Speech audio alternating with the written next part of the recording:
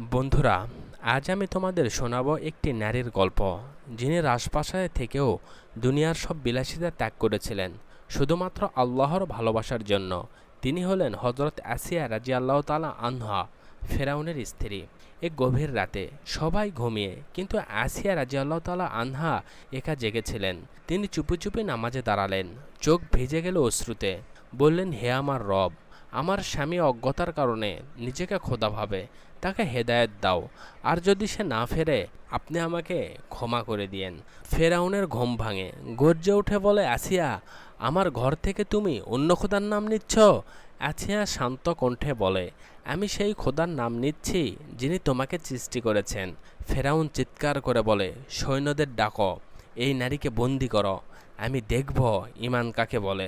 আসিয়া রাদিয়াল্লাহু তাআলা আনহার হাত পা বাঁধা হলো, প্রখর সূর্যের নিচে ফেলে রাখা হলো। কিন্তু আসিয়ার মুখে ভয় নেই, শুধু শান্তি। তিনি আকাশের দিকে তাকিয়ে বললেন, হে আমার রব, আমার জন্য জান্নাতে একটি ঘর তৈরি করো, আর আমাকে এই জালিমের হাত থেকে রক্ষা করো।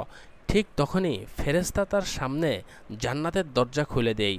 তিনি হাসলেন, চোখ বুজলেন, তার মুখে ফুটে উঠলে প্রশান্তির আলো, যেন তিনি পৃথিবী ছাড়িয়ে আল্লাহর দরবারে পৌঁছে গেছেন। বন্ধুরা, এভাবে রাজপ্রাসাদের রানী হয়েও তিনি জান্নাতের রানী হয়ে গেলেন। হজরত আসিয়া রাদিয়াল্লাহু তাআলা আনহা আমাদের শিখিয়েছেন, সত্যের পথে থাকা মানেই ইমানের জয়, ক্ষমতা নয়, আল্লাহর সন্তুষ্টই আসল সফলতা।